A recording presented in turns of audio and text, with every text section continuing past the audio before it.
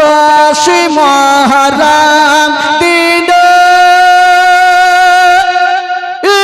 ইমাম হোসেনকে কারবালাতে ভেসে গেল হোসেনের রক্তে। জোরে বলুন।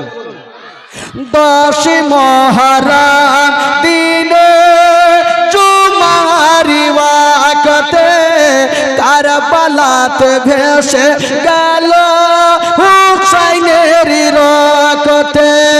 আজ সেদিন মোদের জগৎকে কান্দাই রে, ইসলামের জন্য হলেন হোসেন শহীদ কারবালায় রে, ইসলামের জন্য হলেন হোসেন শহীদ কারবালায় রে, ইসলামের জন্য হলেন হোসেন শহীদ কারবালায় রে।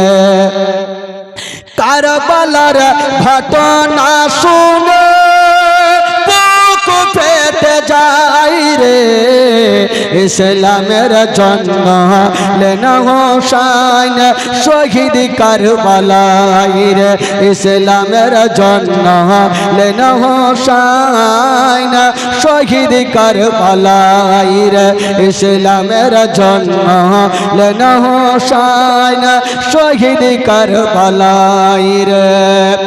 আলী আকবর এসে বলেন ইমাম হোসেনকে কারবালাতে যাব আব্বা হুকুম দিতে হবে।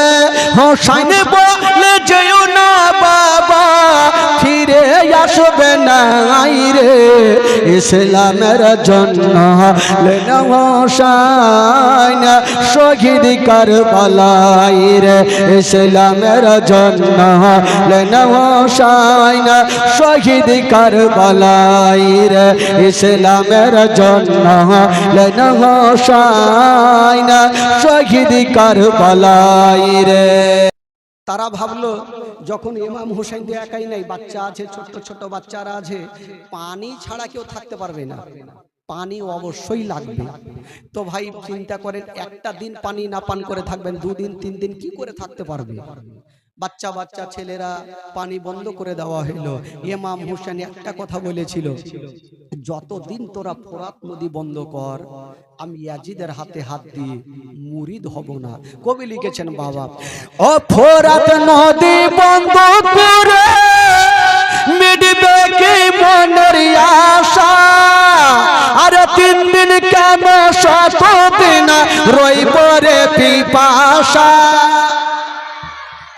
তোরা একদিন কেন 3 দিন কেন 100 দিন যদি পানি বন্ধ করে দিস তবু আমি ভয় করি না। কবি লিখেছেন বাবা, ও ফোরাত নদী বন্ধ করে মিটবে কি মনের আশা, আর 3 দিন কেন 7 দিন রইব রে পিপাসা, রইব রে পিপাসা, রইব রে পিপাসা।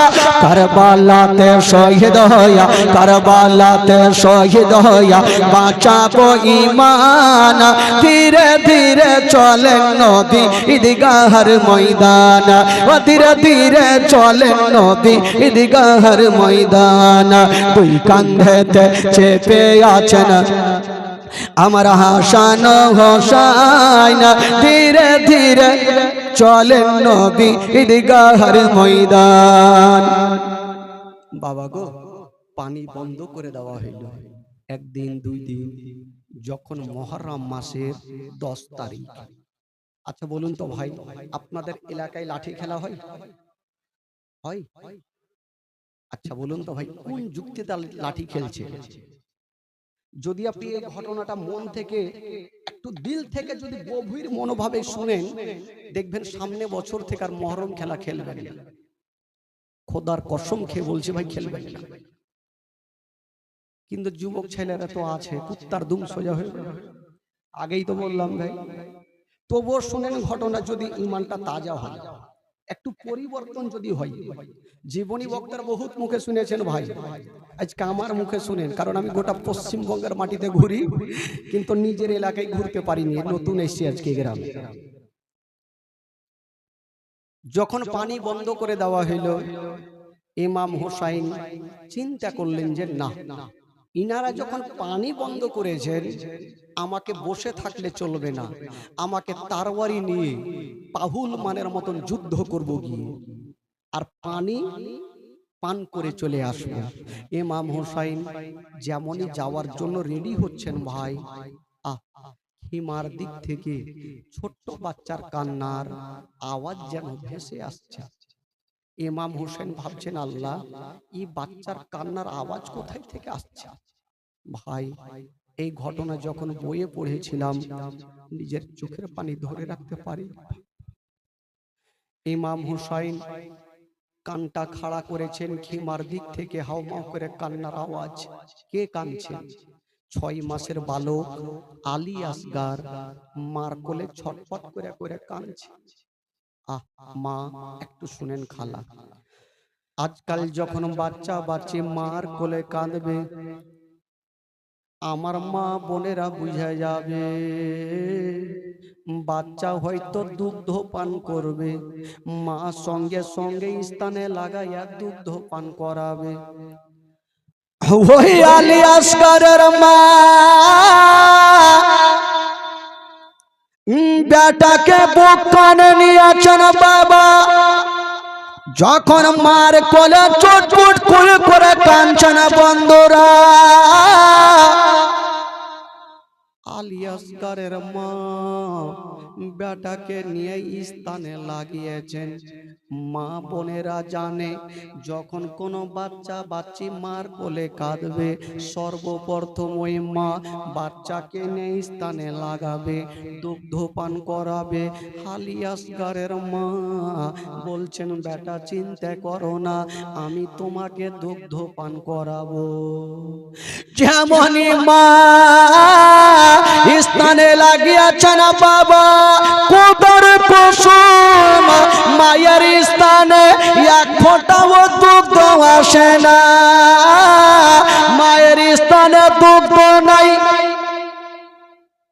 আলী আসগার বারবার করে মুখটাকে টেনে নিচ্ছেন, মা আবার স্থানে লাগাচ্ছেন, বেটা দুগ্ধ পান করো, আবার মুখে নিচ্ছেন, আবার মুখটাকে টেনে নিচ্ছেন। কেন টানছেন বাবা? মা বুঝা গেল যে আমার হয়তো স্থানে দুগ্ধ নাই, এই জন্য মুখটাকে টেনে নিচ্ছে না। বাবা গো, ও গো আমার মা বোনেরা, এবার আলী আসগর জোরে চটপট করে কাঁদতে লাগলো। আলী আসগর যেন মার কোলে ছটপট করে কাঁদতে লাগলো, কিন্তু মা আবার স্থানে লাগাচ্ছেন, মুখটা টানছে। মা বুঝে গেল আমার স্থানে এক ফোঁটা দুগ্ধ নেই। যখন মুখটাকে টানছেন, বাচ্চা হাঁপাতে লাগলো, মনে হচ্ছে চোখগুলা বড় বড় করছে। আলী আসগারের মা চিন্তা করছেন, আল্লাহ, আল্লাহ গো, আমার স্থানে দুগ্ধ নাই, ফোরাত নদীর পানি বন্ধ করে দিয়েছে।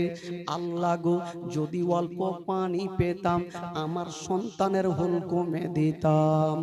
কিন্তু মা গো, মা কথাই বলে, মা সন্তান যখন কষ্ট পায় তার থেকে মায়ের কলেজা বেশি কান্দে। আলী আসগারের মা ভাবলো, আমার স্থানে দুগ্ধ নাই তো কি, আমার জিহ্বাতে পানি আছে, আমি নিজের জিহ্বাখানা আমার বেটার মুখে ঢুকিয়ে দিব, আমার বেটা আলী আসগার আমার জিহ্বাখানা চুষবে, হয়তো এক ফোঁটা পানি পাবে। হায় রে আলী আসগারের মা নিজের জিহ্বাখানা আলী আসগারের মুখে বাবা ঢুকিয়ে দিয়েছেন। ওরে লাডলা দুলারা, ওরে কলেজার পারা, ওরে নয়নের তারা, আমার জিহ্বাখানা তোমার মুখে ঢুকিয়ে দিলাম বেটা, আমার জিহ্বাখানা চুষে নাও। কিন্তু বেরাদার আলী আসগার মায়ের জিহ্বাখানা চুষে গো, কিন্তু এক ফোঁটা পানি আসে না।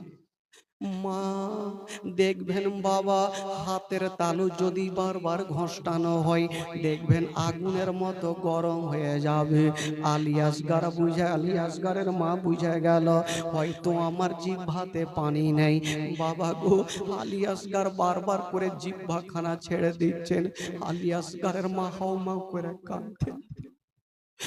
বেটা কান্দে, মাও কান্দে, তবে আলী আসগারের মা ভাবছেন আল্লাহ আল্লাহ গো, আমি তো পানি পেলাম না।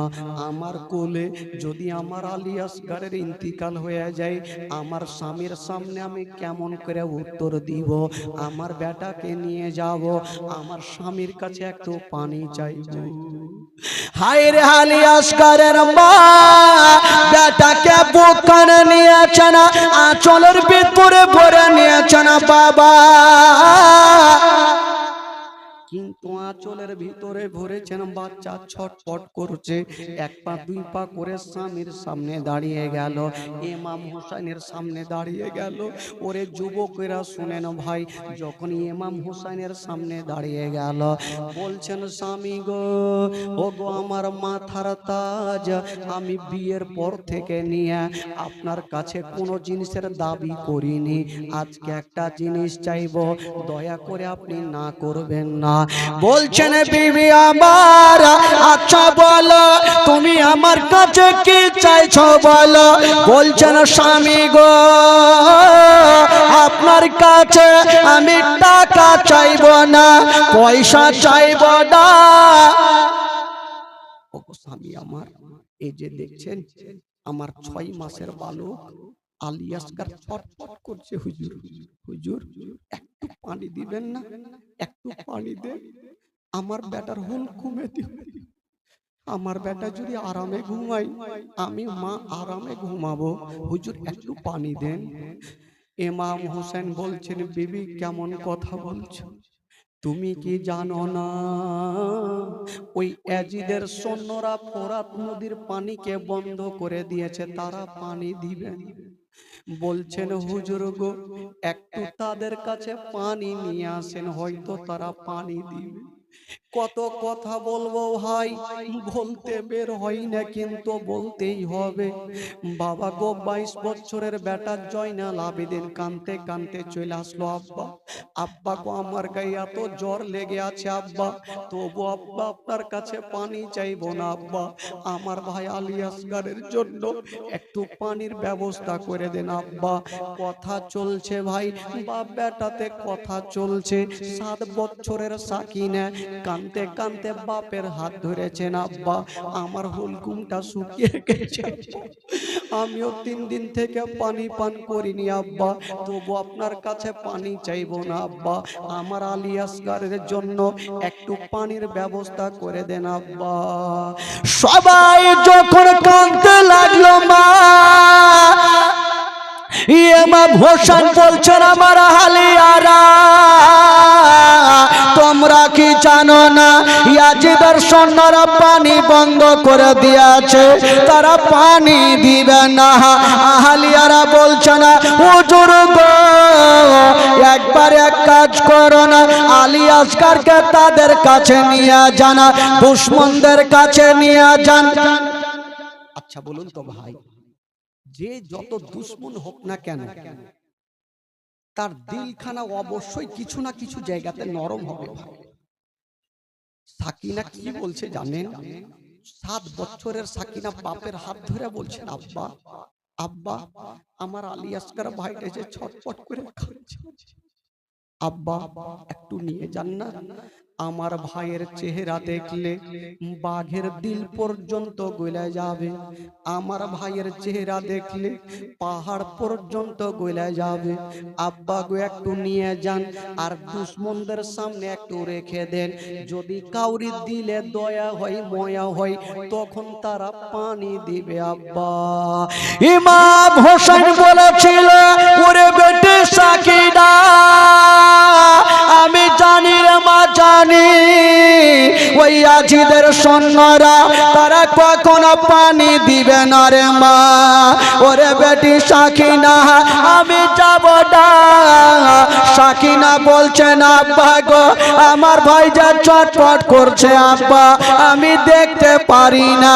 ভাই চিন্তা করে না, মা গো 7 বছরের একটা বেটি বাপকে বলছেন আব্বা গো আমি কথা দিলাম আপনি আমার ভাইকে নিয়ে যান আব্বা।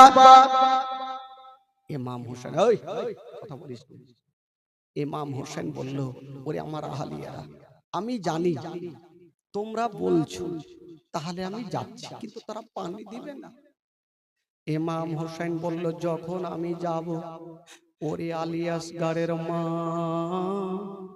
যাওয়ার আগে তুমি ওই ঘরের মধ্যে যাও, আর একটা চামড়ার কলসি রাখা আছে ওই কলসিটা আমাকে এনে দাও। হুজুর কলসি কি করবে না? বলছে আমি কলসিতে পানি ভরে নিয়ে আসিব। ইমাম হোসেন বাবা গো ওই কলসিটা নিয়ে এক ঘাড়ে নিয়েছেন আর আলী আসগারকে এক ঘাড়ে নিয়ে বাবা গো দুলদুলে চেপে গেল। যেমনই দুলদুলে চেপে গেল বাবা গো ওই দুলদুলা লাগামটা টেনেছে না বাবা, দুলদুল যেন চলতে থাকলো। মা দেখতে থাকলো, সাকিনা দেখতে থাকলো, জাইনাব দেখতে থাকলো, উম্মে কুলসুম দেখতে থাকলো, আউন মুহাম্মদ দেখতে থাকলো, আলী আকবর দেখতে থাকলো, আব্বাস দেখতে থাকলো, আবুল কাসিম দেখতে থাকলো, সবাই দেখতে থাকলো। আর ইমাম হোসেন বাবা দুলদুলে লাগামটা টেনেছে। আলী আসগরের মা পিছন থেকে বেটার চেহারা দেখছে। দেখতে দেখতে মার মনে সন্দেহ হয়ে গেল। মার জবান থেকে একটা কথা বেরিয়ে গেল, যাস না রে মা।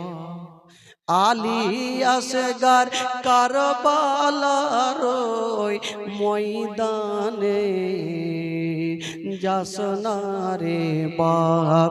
আলী আসগার কারবালার ময়দানে কোচে বুকে মারবে রে তের, কোচে বুকে মারবে রে তের, সইবি রে বাপ কেমনে। মা বলতে থাকলো আর বেটা বাপের সঙ্গে চলতে থাকলো। সাকিনা একদিকে কাঁদতে থাকলো, উম্মে কুলসুম একদিকে কাঁদতে থাকলো, আউন মুহাম্মদ একদিকে কাঁদতে থাকলো। আর ইমাম হোসেন বেটাকে নিয়ে বাবা ওই যুদ্ধের ময়দানে পৌঁছে গেল। যেমনই যুদ্ধের ময়দানে যাবা ওই দিকে যুদ্ধের সৈন্যরা বলতে লাগলো কে আছো গো, সবাই তোমরা রেডি হয়ে যাও। ইমাম হোসেন বলল ওরে ইয়াজিদের সৈন্যরা দেখো কে কথা বলছে, ওই কে কথা বলছে রে। ইমাম হোসেন বলল দেখো ভাই আমি তোমাদের সঙ্গে মারামারি করতে আসিনি, দেখো আমার কাছে ঢাল নাই, আমার কাছে ফারসা নাই, আমার কাছে বল্লম নাই, দেখো ভাই আমি মারামারি করতে আসিনি। আচ্ছা ভাই শুনো, আমি তোমাদের দোষ করেছি, আমি দোষ করেছি, কিন্তু আমার 6 মাসের বাচ্চাটা তো কোনো দোষ করেনি। ভাই একটু আমার বেটাকে পানি দাও, বেশি লাগবে না ভাই, একটু পানি দাও। দেখছো আমার আলী আসগার ছটফট করছে, ভাই একটু পানি দাও। তারা বলল না আমরা কোনো মতে পানি দিব না। ইমাম হোসেন বলল দিবি না? বলল না। ইমাম হোসেনের জালালি চলে আসলো, জোরে বলুন সুবহানাল্লাহ। কারণ যার শরীরে নবী বংশের রক্ত তার সঙ্গে মোকাবিলা করে কেউ টিকতে পারবে না। ইমাম হোসেন যখন বলল যে তোমরা পানি দিবে না, তারা উচ্চ সুরে বলল আমরা পানি দিব না। ইমাম হোসেন তখন বলেছিল বেটা আলী আসগার রে, আলী আসগার নিজের ভাষাতে বুঝাতে চাইছেন আব্বা কি হইল। বলছেন বেটা রে আমার ঘাড়খানা মজবুত করে ধরে নাও। আব্বা কেন? বলছে এবার ঘোড়া চালাবো, যেই মতো ঘোড়া চালাতে হয় বাবা গো। এবার আলী আসগার বাপের ঘাড়খানা মজবুত করে ধরে নিয়েছেন বাবা যেমন ধরেছেন মা ইমাম হোসেন তাকিয়ে দেখছেন বাবা সামনে 22,000 সৈন্যরা বাবা গো দাঁড়িয়ে আছেন বলছেন ইমাম হোসেন বলছে দুলদুল রে আর দেরি করো না তাড়াতাড়ি করে নিয়ে চলো আমাকে ফোরাত নদীতে নিয়ে চলো বাবা গো এবার দুলদুল দেরি করলো না একবার ডানে দেখলো বামে দেখলো বাবা গো পিছনে দেখলো সামনে দেখলো 22,000 সৈন্যকে দেখা যায় ওই দুলদুল এত জোরে চলতে লাগলো গো 22,000 সৈন্যরা বুকের ওপর দিয়া চিড়তে ফাড়তে গিয়া বাবা ফোরাত নদীতে নেমে গেল একটু জোরে বলুন আরো জোরে আচ্ছা ফোরাত নদীতে যখন নামলো এই যে রমজান মাস যখন হয় ভাই দেখবেন আমরা সারা দিন ভোরের টাইমে খাবার খেয়ে রোজা থাকি কিন্তু সন্ধ্যার টাইমে যদি খাবার দরকার না হয় শুধু ইচ্ছা করে পানি পান করার করে কি করে না ভাই একটু পানি পেয়ে গেলে মনটা শান্তি হয়ে যায় আলী আসগার 3 দিন থেকে পানি পান করে আলী আসগার পানির দিকে দেখছেন বাবা গো কিন্তু ইমাম হোসেন আলী আসগারের দিকে দেখে না বেটার দিকে দেখে না কোন দিকে দেখছেন বাবা গো ধ্যান দেন যারা লাঠি খেলেন মহরম খেলেন তাদের উদ্দেশ্য করে বলছে ওই ইমাম হোসেন বেটার দিকে দেখে না শুধু ওই দুলদুলের দিকে দেখছে ঘোড়ার দিকে দেখছে না দুলদুল এত গতি বেগে দৌড়িয়ে এসেছে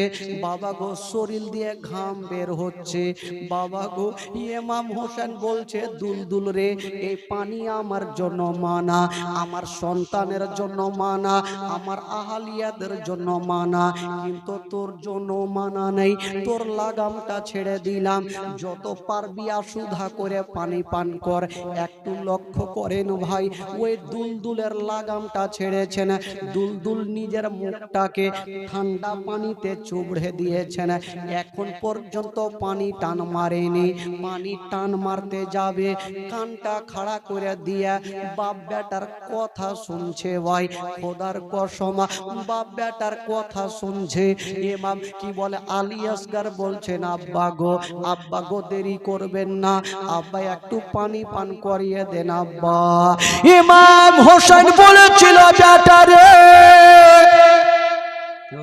চুপচাপ থাক ওরে বেটা আলী আসগার আচ্ছা বলো বেটা যখন সর্বপ্রথম পিপাসিত হয়েছিল বেটা রে তুমি কার কাছে পানি চেয়েছিলে বলছেন আব্বা গো আমি সর্বপ্রথম মার কাছে পানি চেয়েছিলাম আরে বেটা আলী আসগার এখন যদি আমি তোকে পানি পান করিয়ে দিই আর কলসিতে পানি নিয়ে যাব তোর মার কোলে চেপে তুই কি পান করবি বেটা একটু 5টা মিনিট সবুর কর আমি এই কলসিতে পানি নিয়ে যাব আর তোমার মার কোলে দেব তোমার মার কোলে চেপে তুমি পানি পান করিও আলী আসগার কানতে কানতে বুঝে গেল এত দূর আসাতে যখন আমার হুলকুমে পানি গেল না বলি দুনিয়ার পানি আর কপালে জুড়বে না আলী আসগার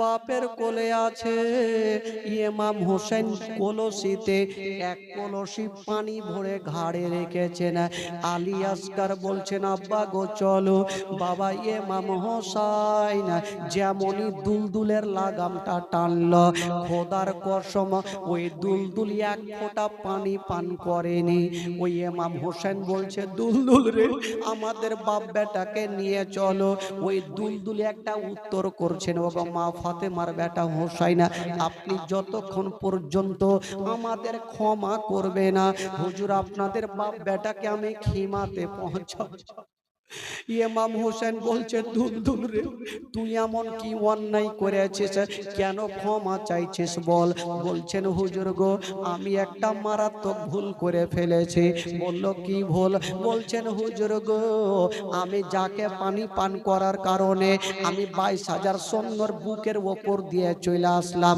তার হুলকুমে এক ফোঁটা পানি গেল না আর আমি দুলদুল ওই ঠান্ডা পানিতে মুখটা চুবড়ে দুধে দিয়েছি, তবে খোদার কসম হুজুর আমি এক ফোঁটা পানি পান করিনি। বলছেন হুজুর গো,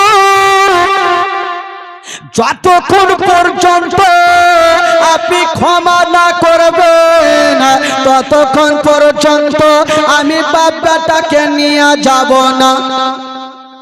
ইমাম হোসেন কিন্তু চিন্তা করছেন, আল্লাহ আমার এ দুলদুলে আল্লাহ তুমি এত বুদ্ধি জ্ঞান দিয়েছো, কিন্তু ইয়াজিদের সৈন্যদের কোনো বুদ্ধি জ্ঞান নেই। বাবা গো, ইমাম হোসেন বলল, দুলদুল আমি তোকে ক্ষমা করলাম। বাপ বেটা এবার দুলদুলে চেপে গেছেন মা, যেমনই চেপে গেল ওইদিকে দুশমন ইবনে সাদ যারা তীর চালাতে জানতো তাদেরকে হায়ার করে ডাকা হইল। দেখবেন বাবা গো, যখন লাঠি খেলা হয় যারা ভালো করে খেলতে জানে তাদেরকে হায়ার করে ডাকা হয়। ফুটবল খেলা যদি হয় যারা ভালো করে খেলতে জানে তাদেরকে হায়ার করে ডাকা হয়। ম্যাচটাকে কোনো মতে জিততেই হবে। বাবা গো, ওই ইবনে সাদ যারা তীর চালাতে জানতো তাদেরকে হায়ার করে ডেকেছিল আর বলল, ওরে তীরন্দাজ তুমি একখানা তীরের নিশানা করো। বলছে কাকে মারবো? বলছে এত জোরে তীর চালাও ওই তীরখানা ইমাম হোসেনকে না লাগে, আলী আসগারকে না লাগে, ঘোড়াকে না লাগে, ওই তীরখানা গিয়া যেন ওই চামড়ার কলসিতে যেন লেগে যায়। তীর আন্দাজ বলল, ওগো মা ফাতিকি বলে ইবনে সাদ, ঘোড়া দোষ করেছে, ইমাম হোসেন দোষ করেছে। আপনি আমাকে ইমাম হোসেনকে মারতে মানা করলেন, ঘোড়াকে মারতে মানা করলেন, ওই চামড়ার কলসিতে কেন মারবে? এটা কারণটা কি? দেখেন ভাই, কারণ তো কিছু আছে। চামড়ার কলসিতে মারতে বলেছেন, কোনো না কোনো কারণ আছে। ইবনে সাদ বলল, ওগো তীরন্দাজ শোনো, যদি তুমি চামড়ার কলসিতে না মারো ইমাম হোসেন এই কলসির পানি নিয়ে যাবে, খিমার মধ্যে নিয়ে যাবে।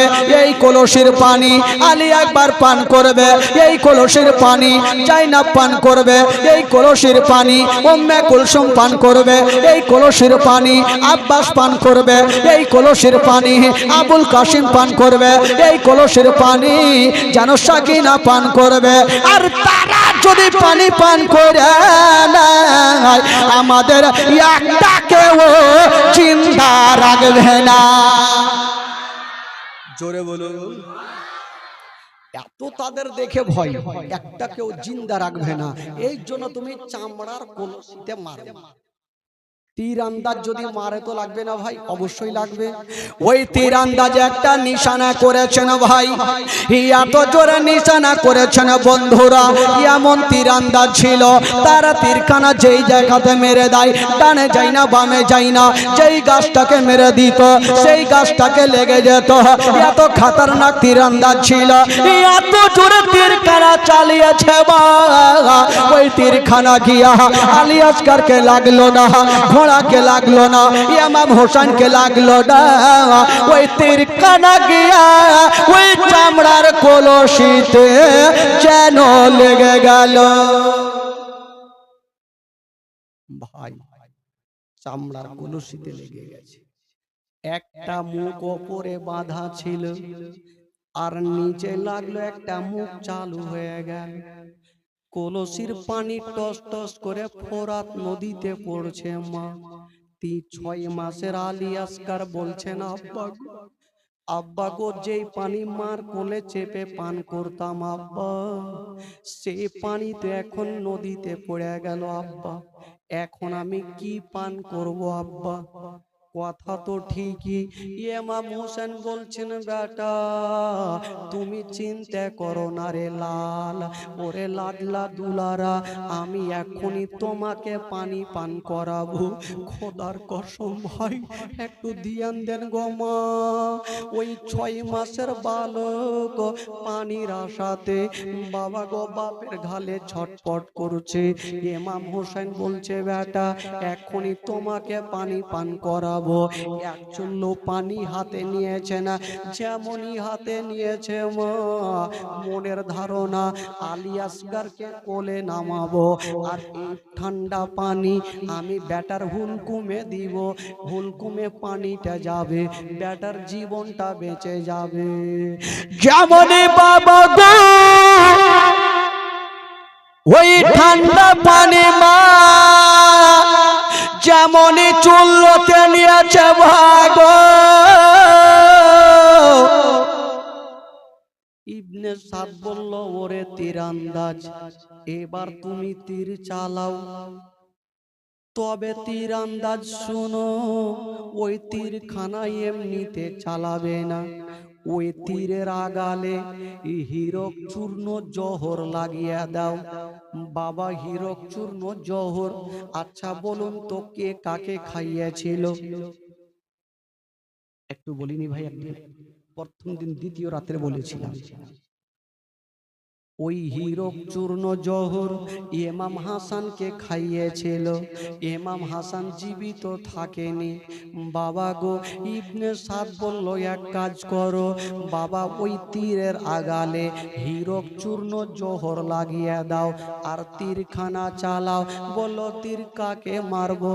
বলল, ওই তীরখানা গিয়া ইমাম হোসেনকে না লাগে, আলিয়া কি বলে ঘোড়াকে না লাগে, ওই তীরখানা গিয়া যেন সোজা আলী আসগরকে লেগে যায়। 6 মাসের বালক তীরন্দাজ বলল, কোনো মতেই করব না। তীরন্দাজ বলছেন, ওগো ইবনে সাদ, আমি বহু লোককে মার্ডার করেছি, ঘোড়া দোষ করেছে তাকে মারবো, ইমাম হোসেন দোষ করেছে তাকে মারবো, একটা 6 মাসের বাচ্চা তো কোনো দোষ করে, তাকে কেন মারতে বলছে? তাকে বাদ দিয়ে বলেন। ইবনে সাদ বলল, না, তোমাকে হায়ার করে ডেকেছি, যেটা করতে বলবো সেটা তোমাকে করতে হবে। আচ্ছা বলুন তো ভাই, ওই বাচ্চাটা কোনো দোষ করেছিল ভাই? কোনো অন্যায় করেছিল? তবে কেন বাচ্চাটাকে মারতে যাচ্ছে? আলী আসগর ইবনে সাদ বলতে লাগলো, ওরে তীরন্দাজ ভাই, একটু মন দেন, ধ্যান দেন, আমার দিকে দেখেন ভাইয়া আমার। বাবা গো, একটু চোখের পানি ফেলেন, ওরে যুবকেরা একটু শুনেন ভাই। ও যুবক বন্ধুরা, ও গো আমার মা বোনেরা, ওই ইবনে সাদ বলল, তীরন্দাজ তুমি একখানা তীরকে চালিয়ে দাও, তবে তীরের আগালে হীরার গুঁড়া হীরক চূর্ণ জহর মিশিয়ে দাও। বলল, কাকে মারবো? বলল, তীরখানা ইমাম হোসেনকে না লাগে, ঘোড়াকে না লাগে, ওই তীরখানা গিয়া যেন আলী আসগরকে লেগে যায়। ওই তীরন্দাজ বলল, ওগো ইবনে সাদ, ঘোড়া তোমাদের দোষ করেছে, ইমাম হোসেন দোষ করেছে, কিন্তু আলী আসগর তো কোনো দোষ করেনি, আলী আসগরকে কেন মারবো? ইবনে সাদ বলেছিল, ওরে তীরন্দাজ, আমি তোমাকে হায়ার করে ডেকেছি, তুমি তাড়াতাড়ি করে তীরখানা চালিয়ে দাও। ওরে যুবকেরা একটু ধ্যান দেন বাবা, কলেজা কানা ফেটে যাবে। মা গো, ও গো জননী মা, শুনেন মা, দিল তাজা হয়ে যাবে। তীরন্দাজ বলতে লাগলো, ও গো ইবনে সাদ, আমি আলী আসগরকে মারতে পারবো না, আমাকে অর্ডার করেন, আমি ইমাম হোসেনকে মেরে দিব, ঘোড়াকে মেরে দিব। যেই বাচ্চাটা মুখে কথা বলতে পারে না, ওই আলী আসগরকে আমি কেমন করে মারবো? নিষ্পাপ ওই বাচ্চাটাকে আমি মারতে পারবো না। ইবনে সাদ বলল, আমি তোমার কথা শুনবো না। গল্প করিয়ে না ভাই। ইবনে সাদ বলল, আমি তোমাকে হায়ার করে ডেকেছি, তুমি এক্ষুনি তীর চালাও আর আলী আসগরকে মেরে দাও। ওই তীরন্দাজ বাবা এত জোরে নিশানা করেছে মা, তীরের আগালে হীরক চূর্ণ জহর লাগিয়ে হীরক চূর্ণ জহর লাগিয়ে দিয়েছেন বাবা, আর আলী আসগরকে নিশানা করে বাবা ইমাম কি বলে তীর আন্দাজা ওই তীরখানা চালিয়ে দিল। মা গো এত জোরে চালিয়ে দিয়েছেন ওই তীরখানা গিয়া ইমাম হোসেনকে লাগলো না, ঘোড়াকে লাগলো না, আলী আসগরের হাতে লাগলো না, পেটে লাগলো না, মাথায় লাগলো না। ওই তীরখানা গিয়া বাবা গুই 6 মাসের বালক আলী আসগরের বাবা হুলকুমে ঢুকে গেল। বেরাদার যেমনই হুলকুমে তীরখানা ঢুকা বাবার সামনে দিক থেকে লেগে পিছন দিকে পর্যন্ত ফুটে গেছে। একটা ফোঁটা রক্ত ইমাম হোসেনের চুল্লুতে পড়ে গেল।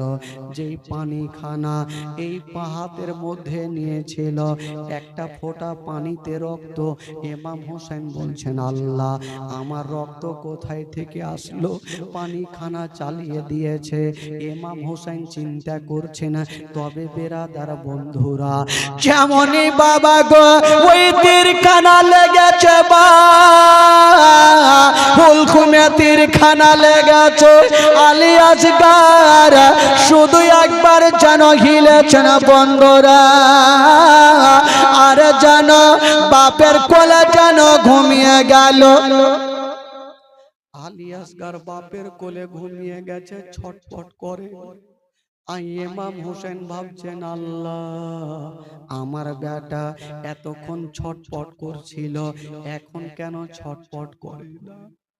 বাবা কচি বাচ্চা, কোন মা যদি সন্তানের হুলকুমটা দেখে নেয়, কোন মা দিলকে থামতে পারবে না। ইমাম হোসেন দেখছেন বেটা কেন নড়ে না, যেমনই ঘাড় থেকে নিয়া সামনে করেছে, বাবা গো হঠাৎ করে নজর পড়ে গেল বেটার হুলকুমে। যেমনই বন্ধুরা নজর পড়েছে বাগো, সঙ্গে সঙ্গে ইমাম হোসেন তীরখানাকে ধরে নিয়া যেমনই টান দিচ্ছেন, ও যুবক বন্ধুরা টান দিয়েছেন বাবা, ওই তীরখানা বেরিয়ে গেল। যেমনই বেরিয়ে গেছে বাবা গো, ওই তীরের আগালে যেন রক্ত মাংস নিয়ে বেরিয়ে গেল। রক্ত মাংস নিয়ে বেরিয়ে গেল। ইমাম আলী আসগর বাপের কোলে সারা জীবনের মতো যেন বাবা চোখটা বন্ধ করে নিয়েছে না। সকলে পড়ো না, ইন্না লিল্লাহি ওয়া ইন্না ইলাইহি রাজিউন। ইমাম হোসেন কোন যদি বাবা নিজের ছেলের এই মতো অবস্থা দেখে, কেউ চোখের পানি ধরে রাখতে পারবে না। মা গো ইমাম হোসেন সেদিন সবুরের পাহাড় হয়ে দাঁড়িয়ে আছেন, চোখের পানি ফেলেন না।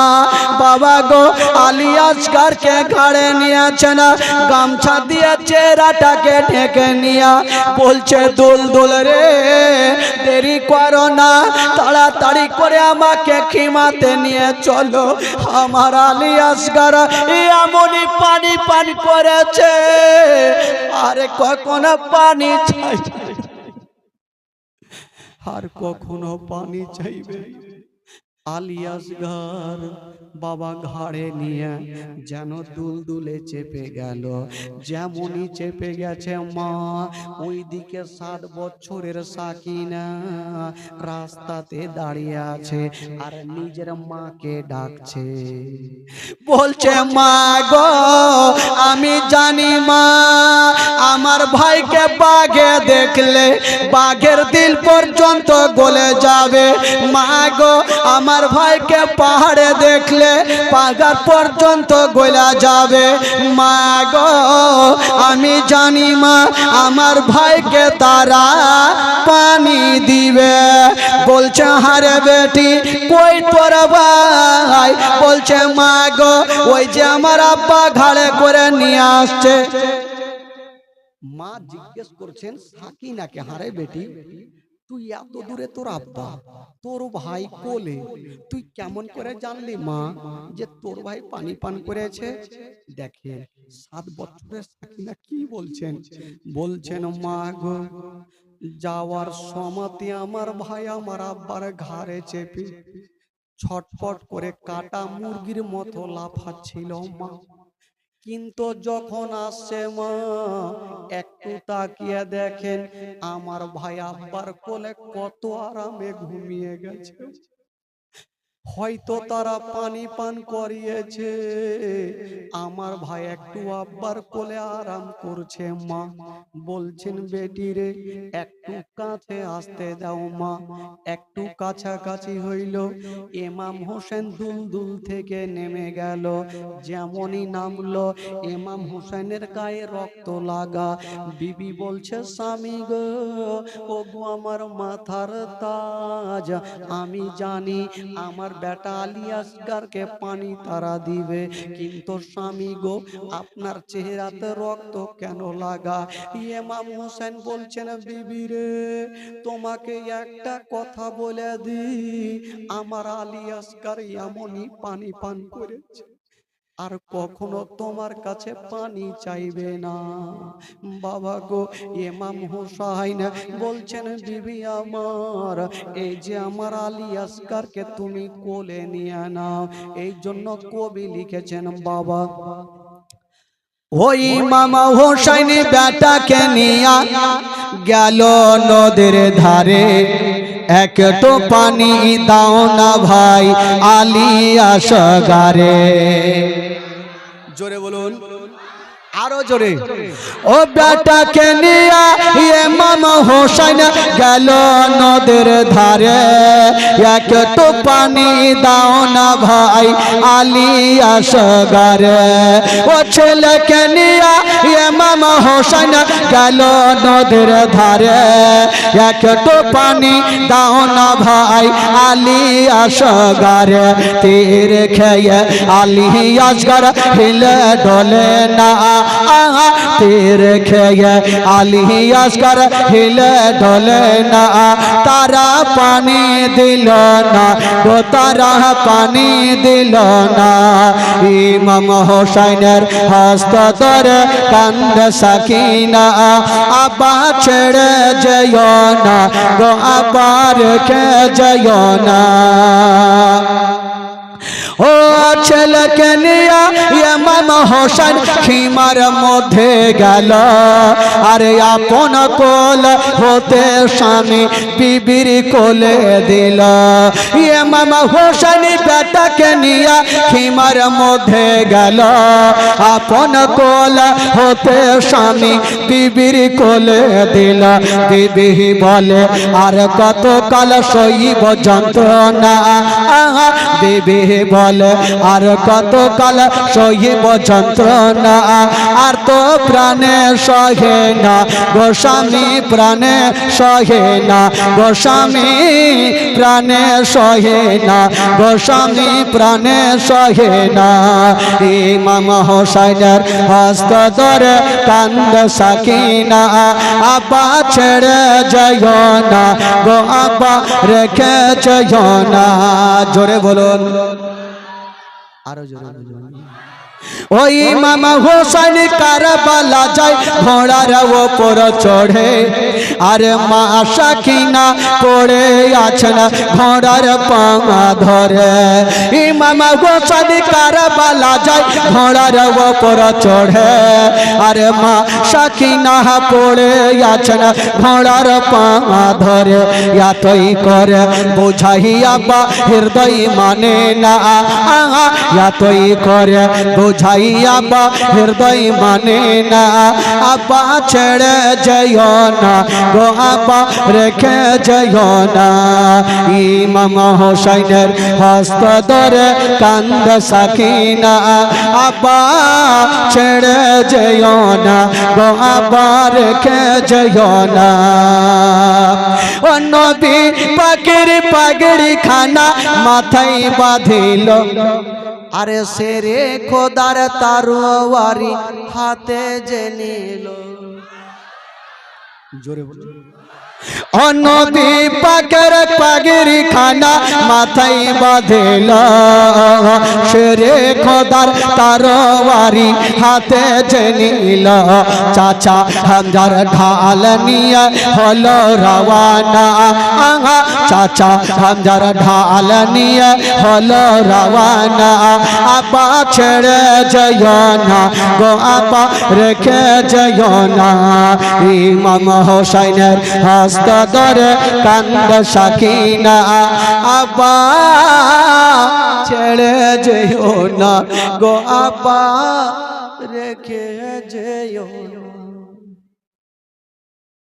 মা একটু শুনেন খালা সাকিনা বলছেন ও মা গো মা একবার আমার ভাইকে তুমি কোলে নিয়ে নাও ইমাম হোসেন বলছেন বিবি একবার তুমি কাছে আসো তোমার বেটা আলী আসগরকে একবার কোলে নাও বিবি ভাবছেন আল্লাহ আমি বেটাকে কোলে নিব তবে আমার স্বামীর গায়ে এত রক্ত কেন লাগা বিবির মনে সন্দেহ হয়ে গেল কিন্তু বেরাদার বিবি বলছে স্বামী গো একবার লাডলা দুলারাকে আমার কলেজার পাড়াকে নয়নে তারাকে একবার আপনি আমার কোলে দেন স্বামী গো ইমাম হোসেন যেমনই বেটাকে নিয়েছেন আর বিবির কোলে দিতে যাবে ভাই হঠাৎ করে চেহারা থেকে গামছা খানা উড়ে গেল আর বিবির নজর খানা বেটার হুলকমে পড়ে গেল যেমনই পড়ে গেছে মা গো কোন মা যদি সন্তানের হুলকমে দেখেন অবস্থা বলুন তো মা কেমন করে সহ্য করে থাকবেন মা যেমনই দেখা মা হায়রে আলী আসগরের মা বাবা গো বেহুশ হইয়া যেন জমিনে পড়ে গেছে বন্ধুরা একদিকে সাকিনা কাঁদছে একদিকে জয়নাল আবেদিন কাঁদছে সোহার বানু কাঁদছে একদিকে হাসান বানু কাঁদছে সবাই যারে যার হইয়া কাঁদছে ইমাম হোসেন ভাবছে আমার বেটা কাঁদে আমার বেটি কাঁদে কিন্তু যে মা 10 মাস 10 দিন গর্ভে রেখেছে আলী আসগরের মা কেন কাঁদে না আলী আসগরের মাকে নড়াচ্ছে ভাই মা আছে গো কিন্তু আলী আসগরের মা দাঁতি লেগে গেছে বেটারে অবস্থা দেখে আলী আসগরের মা দাঁতি ইমাম হোসেন বলছেন আল্লাহ গো আমি বেটাকে হারালাম হয়তো আমার বিবিকেও হারিয়ে দিব আল্লাহ গো এখন আমি কেমন করব আল্লাহ পানি নাই যে আমার বিবির চেহারাতে ছিটা মারবো আমার আল্লাহ বলছেন হোসেন তোমার হোট কি বলে হাত দুইখানা কি বলে ও গো হোসেন একটা কাজ করো তোমার পবিত্র হাতখানা তোমার বিবির চেহারাতে বুলিয়ে দাও আমি আল্লাহ দাঁতি খুলে দিব যেমনই বেরাদর বন্ধুরা ও গো আমার মা বোনেরা ইমাম হোসেন বাবা হাতখানা বুলিয়েছেন বিবির চেহারাতে দাঁতি খুলে গেল যেমনই দাঁতি খুলেছে বা সঙ্গে সঙ্গে আলী আসগরকে টেনে বুকে লাগালো আলী আসগরের মা বলছেন আল্লাহ ও গো আমার স্বামী ও গো আমার মাথার তাজ কোন এমন দুশ্মন আমার বেটার হুলকুমে তীরখানা মেরেছে। স্বামী গো আমার, তার কি হাতখানা কাঁপলো না, এত করে তীরখানা মেরেছে। ইমাম হোসেন বলছে, বিবি তোমরা কান্দিও না। সবাই হাউমাউ করে কাঁদছে। বাবা গো, একটা বাড়িতে যদি কেউ ইন্তিকাল করে যায়, একদিকে বেটা কাঁদবে, একদিকে বেটি কাঁদবে, একদিকে মা কাঁদবে, একদিকে আব্বা কাঁদবে, একদিকে দোস্ত কাঁদবে, একদিকে কি বলে বন্ধু বান্ধব কাঁদবে, সবাই কাঁদবে। ইমাম হোসেন তাকিয়ে দেখেন বাবা, সাকিনা 7 বছরের সাকিনা গাছের তলাতে যেন গড়াগড়ি দিচ্ছেন বাবা। জয়নাল আবেদিন জ্বরে চালাতে কাঁদছে, একদিকে উম্মে কুলসুম কাঁদছে, একদিকে সোহার বানু কাঁদছে, একদিকে জাইনাব কাঁদছে, আউন মোহাম্মদ কাঁদছে, সবাই কাঁদছে বাবা। ইমাম হোসেন বলছেন, আল্লাহ গো। ইমাম হোসেন ভাবছে, আচ্ছা বলেন তো ভাই, একটা গ্রামে যদি কোনো বাড়িতে কেউ ইন্তিকাল করে, যতক্ষণ পর্যন্ত তাকে আসল ঘরে কবরস্থান পর্যন্ত না নিয়ে যাবে, আচ্ছা বলুন তো ওই বাড়িতে কাউরি কান্নাটা থামবে ভাই? যত নিজের আত্মীয়কে দেখবে তত কাঁদবে, সবাই কাঁদছে। ইমাম হোসেন সবুরের পাহাড় হয়ে দাঁড়িয়ে আছে। 10ই মুহররমের দিনে ইমাম হোসেন দেখছেন আর ভাবছেন, আল্লাহ এখন যদি বেটা আলী আসগারকে থাকে এখানে, তবে সবাই কাঁদবে, হাত ফেল হয়ে যাবে। ইমাম হোসেন বলছেন, বিবি তোমরা কান্দিও না, আমার আলী আসগারকে আমার কোলে দাও, আমি নিয়ে যাব আর কারবালাতে আমি দাফন করব। বাবা গো, ইমাম হোসেন আলী আসগারকে বুকে নিয়েছেন ভাই। হাজার হইল সবারই পেয়ারা আলী আসগারকে বিদায় নিয়ে যাচ্ছে। যদি কোনো বাড়ি থেকে বেটাকে নিয়ে যাই, তবে মা কাঁদবে, বাবা ভাই কাঁদবে, বহিন সবাই যারে যার হয়ে কাঁদবে। ওই আলী আসগরকে নিয়ে যাচ্ছেন বাবা, সাকিনা গড়াগড়ি করছে বাবা, জাইনাব কাঁদছে, উম্মে কুলসুম কাঁদছে, সবাই কাঁদছে। ইমাম হোসেন বলছে, আমার আলিয়ারা তোমরা চোখের পানি ফেলিও না, আমাকে বিদায় দাও, আমার বেটাকে আমি দাফন করে আসিব। ওরে যুবকেরা, একটা জিনিস চিন্তা করেন ভাই, কেউ জগতে থাকেনি আর কেউ থাকবে না, সবাইকে দুনিয়াটা ছেড়ে চলে যেতে হবে।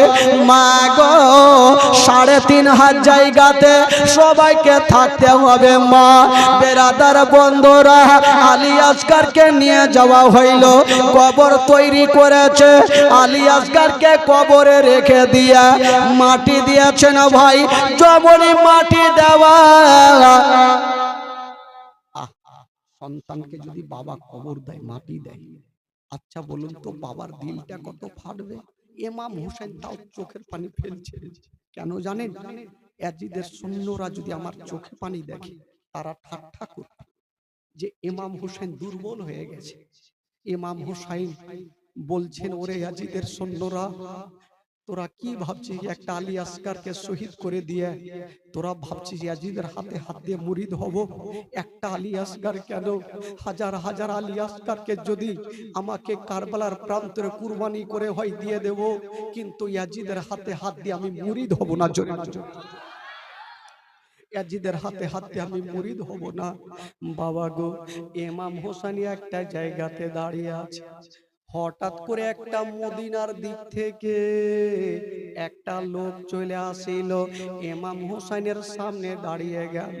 ওরে যুবকেরা, যেই লোকটা আসলো ভাই কেটা ছিল, ওই লোকটা বলছেন, ওগো মা ফাতেমার বেটা হোসেন, আমি মদিনা থেকে আসলাম, তবে হুজুর আমি খালি হাতে আসিনি। একটা পকেট থেকে চিঠি বার করলেন, একটা পুটলি বার করলেন, পুটলিটা ইমাম হোসেনকে দিলেন, চিঠি চিঠিখানা দিলেন। ইমাম হোসেন বলছে আচ্ছা বলো এ পুটলিখানার চিঠিখানা কেটা পাঠিয়েছে? বলছেন হুজুর গো, আমি যখন মদিনার গলিতে ঘুরছিলাম হঠাৎ করে দেখলাম একটা 11 বছরের বেটি একটা মেয়ে গাছের তলাতে কাঁদছে। জিজ্ঞেস করলাম মা তুমি কাঁদছো কেন, তোমার নাম কি বলো? তখন বলছেন চাচা গো আমার নাম হইল সুগুরা খাতুন। ওই যে মদিনাতে রেখে এসেছিল সুগুরাকে, ওই সুগুরা খাতুন গাছের তলাতে বলছে চাচা গো, চাচা গো আপনি আমার একটা কাজ করে দেন চাচা, চাচা একটা কাজ করে দেন। এই যে আপনি পুটলিখানা নিয়ে যান চাচা, চাচা গো আমি নিজের হাতে একটা গাছের তলাতে বসে বসে নিজের হাতে জামা সিলিয়েছি চাচা গো, ওই জামাটা আমার ভাই আলী আসগারকে সুন্দর লাগবে চাচা, এই জামাটা আমার ভাই আলী আসগারকে দিয়ে দিয়েন, আর চিঠিখানা আমার আব্বাকে দিয়ে দিয়েন। তবে চাচা গো একটা কথা বলি, আমার আব্বা আমাকে নিয়ে যায়নি চাচা, আমার গায়ে অত্যন্ত জ্বর লাগার থাকার কারণে আমার আব্বা নিয়ে যায়নি চাচা। চাচা গো আজকে আপনি আমার কাজটা করে দেন চাচা, আপনাকে টাকা দিতে পারবো না, পয়সা দিতে পারবো না চাচা গো, আপনি যান আমার আব্বাকে বলবেন আমার আব্বা আপনাকে কিছু উপহারটা দিয়ে দিবেন। বাবা গো ওই লোকটা ইমাম হোসেনকে বলছে হুজুর এই যে চিঠিখানা পুটলিখানা নেন। ইমাম হোসেন পুটলিখানা বুকে নিয়েছেন, চিঠিখানা বার করে ভাবছে একবার পড়ে দেখি আমার সুগরা খাতুন কি লিখেছে চিঠিতে। 11 বছরের সুগরা চিঠিতে লিখেছেন আব্বা গো, আব্বা গো আপনি কেমন আছেন আব্বা, আমার আলী আসগার ভাই কেমন আছে আব্বা, আব্বা গো আমার আলী আসগারকে কদিন থেকে দেখিনি আব্বা, আব্বা গো আব্বা এ পুটলির মধ্যে আমার ভাই আলী আসগারের জন্য একটা জামা তৈরি করেছি আব্বা, আব্বা ভাইকে পড়াবে, আমার ভাইকে দেখতে সুন্দর লাগবে আব্বা, আব্বা গো আমাকে বলে ভুলে গেছেন আব্বা, আব্বা গো আমাকে ভুলে গেছেন, আমার আলী আসগার ভাই কেমন আছে? যেমন চিঠিখানা পড়া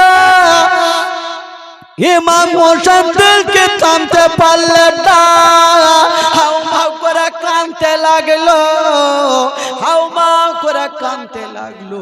ওই লোকটা বলছেন হুজুর আপনি কাঁদছেন কেন? বলছে কাঁদবো না তো কি করব, যার জন্য আমার সুগরা খাতুন জামাটা পাঠিয়েছে আমি আমার আলী আসগারকে এক্ষুনি মাটি দিলাম, আমার আলী আসগারকে মাটি দিলাম, আমার আলী আসগারের জন্য জামা পাঠিয়েছে, আমার আলী আসগারকে এখনই মাটি দিলাম। বাবা গো ইমাম হোসেন ওই জামাখানার পুটলিখানাকে বুকে চেপে নিয়ে এক পা দুই পা করে খিমাই পৌঁছে গেল। যেমন খিমাই যাওয়া বিবি সৈবকে ডাক দিচ্ছে না, ওগো বিবি আমার একটু আমার কাছে চলে আসো। বিবি সাহেবা সামনে চলে আসিল, বলছে বিবি আমার এই যে সুগরা খাতুন একটা চিঠি পাঠিয়েছে, একটা জামা পাঠিয়েছে, ওই চিঠি জামাগুলা খিমা সবাই দেখলো, সবাই হাউমাউ করে কাঁদতে লাগলো, আহলে বাইতের ছেলেরা, আহলে বাইতের ছেলেরা সবাই হাউমাউ করে কাঁদতে লাগলো। ইমাম হোসেন বলেছিল ওরে আমার হালিয়ারা তোমরা চোখের পানি ফেলিও না, কিন্তু বেরাদার ওই দিক থেকে সবাই আজিদের সৈন্যরা ধিক্কার মারছে। ওগো ইমাম হোসেন যদি তুমি বাঁচতে চাও এখনো যুদ্ধের ময়দানে চলে আসো। ইমাম হোসেন বলেছিল ওরে আজিদের সৈন্যরা একটা আলী আসগার কেন 1000 আলী আসগারকে আমি কারবালার প্রান্তরে আমি নিজের গর্দানটা কাটিয়ে দেব, তবু ইয়াজিদের হাতে হাত দিয়া আমি মুরিদ হব না।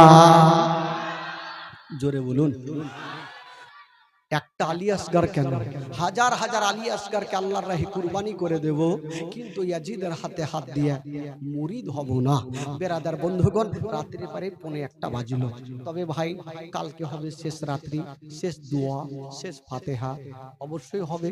তবে বন্ধুগণ বাবাজি আজকে এই পর্যন্ত জীবনী থাক, আবার কালকে ইনশাআল্লাহুল আজিজ আবার হবে, সেখান থেকে জীবন কাহিনী। ইমাম হুসাইন রাদিয়াল্লাহু তাআলা আনহু কারবালার প্রান্তরে বাবা গো ৭২ জন কাফেলাকে নিয়ে থাকলো, একের পর এক সবে যুদ্ধে যাবে আর কারবালার প্রান্তরে যুদ্ধের ময়দানে নিজের গর্দানকে কাটিয়ে দিবেন। বাবা গো ইমাম হুসাইন বেটাকে মাটি দিয়ে দাঁড়িয়ে আছেন, আর একটা বেটা আলী আকবর এসে নিজের আব্বাকে বলছেন, আব্বা আব্বা গো আপনি আমাকে হুকুম দেন আব্বা, আমি যাব যুদ্ধের ময়দানে। কবি লিখেছেন বাবা আলী আকবর এসে বলেন ইমাম হুসাইনকে কারবালাতে যাব আব্বা, হুকুম দিতে হবে। আরো জোরে বলুন। আপনারা মনে হচ্ছে ঘুমাচ্ছেন নাকি? এরকম সুবহানাল্লাহ বললে হবে না ভাই, একটু মন থেকে বলতে হবে। দুঃখের বায়ান চলছে, আলী আসগর পাহুল মানের মতো বাপের কাছে পারমিশন চাইছে। কি বলে চাইছেন শুনেন ঘটনা। আলী আকবর এসে বলেন ইমাম হুসাইনকে কারবালাতে যাব আব্বা, হুকুম দিতে হবে। হুসাইন বলে যেও না বাবা, ফিরে আসবে না রে, ইসলামের জন্য লেন হুসাইন শহীদ কারবালায় রে, ইসলামের জন্য লেন হুসাইন শহীদ কারবালায় রে, ইসলামের জন্য লেন হুসাইন শহীদ কারবালায় রে। কারবালার ঘটনা শুনে বুক ফেটে যায় রে, ইসলামের জন্য লেন হুসাইন শহীদ কারবালায় রে, ইসলামের জন্য লেন হুসাইন শহীদ কারবালায় রে, ইসলামের জন্য লেন হুসাইন শহীদ কারবালায় রে। ও কারবালার ইতিহাস শুনে বুক ফেটে যায় রে, ইসলামের জন্য লেন হুসাইন শহীদ কারবালায় রে, ইসলামের জন্য লেন হুসাইন শহীদ কারবালায় রে, ইসলামের জন্য লেন হুসাইন শহীদ কারবালায় রে।